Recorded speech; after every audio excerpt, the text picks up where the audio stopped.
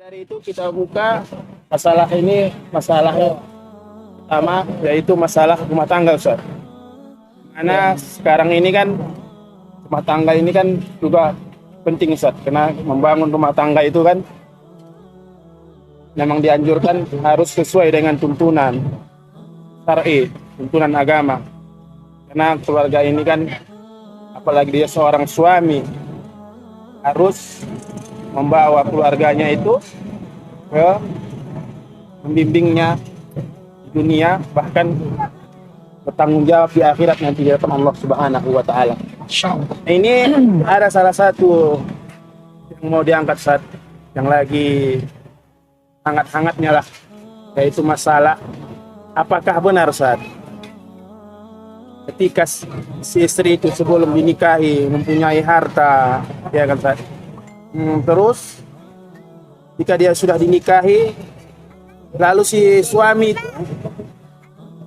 memakai harta si istri, biasa kan? Tapi ketika sudah mereka itu tidak pada Allah, tidak bersama kembali, apakah bisa harta istri itu tadi menjadi hak suami sah? Dengan alasan karena dia suami tadi membiayai hidup si istri tadi. Apakah bisa beralih, Ustaz? Apakah bisa diambil harta istri itu tadi?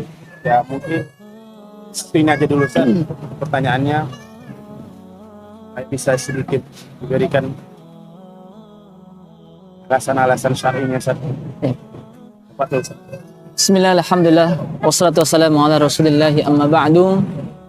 Bahwa ketika seorang menikah, maka dia dengan istri, antara suami dengan istri, tentu yang menjadi pemimpin sebagaimana kita tahu dalam Al-Quran Allah katakan adalah ar-rijalu qawwamuna 'alan nisa.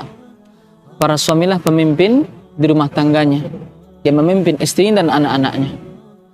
Maka dalam hal ini yang ditanyakan adalah harta yang dimiliki sang istri sebelum menikah. Setelah menikah, apakah kemudian si suami bebas memakai harta si istri? Tentu jawabannya tidak bebas. Harta istri tetap harta dia. Tapi harta suami, sekali lagi, harta istri hartanya istri, harta suami Hartanya istri. belum tentu juga. Nanti kalau harta istri, harta suami, hartanya istri, nanti dia mau sedekah tanpa izin suami, dibolehkan? Tidak bisa, harus izin. Bahkan tugasnya para istri, ya, ketika suami tidak ada di rumah, maka dia menjaga harta suami di rumah. Menjaga. Nah, memang mungkin maksud dari kalaupun sempat terucap harta istri adalah harta istri, harta suami, ada harta istri, baru tepat ada harta istri. Artinya bahwa haknya istri mendapatkan makanan, penginapan, pakaian itu dari uang harta si suami. Nah, makanya yang jelas bahwa harta istri tidak boleh diambil dengan semena-mena oleh si suami tadi. Dia mendapatkan seorang wanita yang kaya raya, ya, maka kemudian ketika menikahinya dia mengambil sesuka hatinya, ATM dia ambil, rekening dia ambil, semua, ya. Maka tidak boleh seperti itu. Dan jangan salah paham bahwa Rasulullah SAW aja sampai habis harta Khadijah dipakai oleh Rasulullah. Itu untuk dakwah. Hari ini apakah untuk dakwah? Satu. Yang kedua, tentu adalah karena Khadijah binti Khuwailid radhiyallahu anha yang memberikan itu untuk mendukung dakwah suaminya Rasulullah SAW. Maka dari hal ini tentu semoga para istri yang memiliki harta, ya juga tidak begitu menahan hartanya kalau memang suaminya di jalan dakwah. Mencontoh siapa? Khadijah.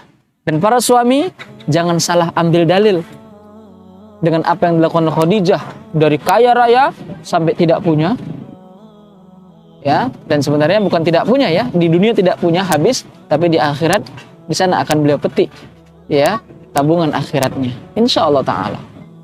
Maka sekali lagi, harta istri, harta dia. kita hanya berkewajiban untuk menasihatkan. Kalaupun dia membelanjakannya kepada yang tidak benar, ya suami wajib menahan dalam hal amar ma'ruf nahi mungkar. Mentang-mentang istri punya harta banyak, dia bebas berpoya-poya beli ini beli itu, sesuatu yang tidak bermanfaat, ya si suami harus menasehatkan dia, ya. Jadi seperti itu, maka tidak dibolehkan suami, apalagi sampai pisah katakanlah, ya, sampai pisah. Maka dia harus mengembalikan harta. Saat masih suami istri aja tidak sembarangan ambil punya istri, apalagi yang sudah pisah, cerai tadi ya, pertanyaannya cerai ya, maka harus dikembalikan. Ya. Makanya tidak mengapa benar ketika ada kalimat si suami berhutang dengan istri. Kalau pisah, ya hutang harus dibayar. Ya, kecuali ketika dalam masih berumah tangga, si istri memberikan cuma-cuma, tidak ada akad qorad, hutang piutang itu, maka tidak menjadi hutang ketika pisah. Tapi kalau udah ada bahasa hutang, suami hutang kepada istri, maka jadi hutang.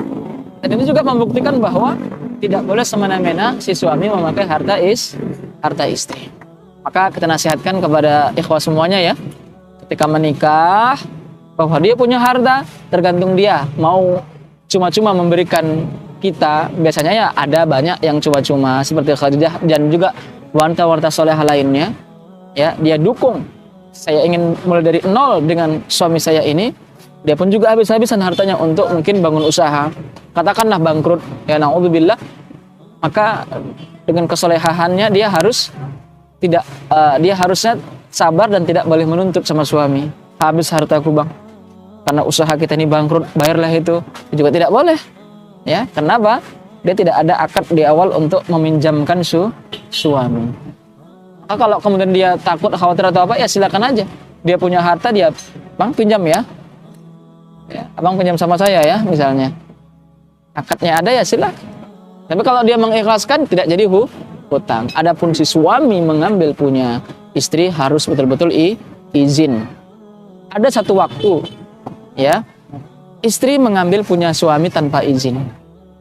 Ini sebagaimana Rasulullah SAW menyampaikan kepada Hindun binti Utbah radhiyallahu anha, di mana beliau mengadukan perihal suaminya yang tidak cukup dalam menafkahi.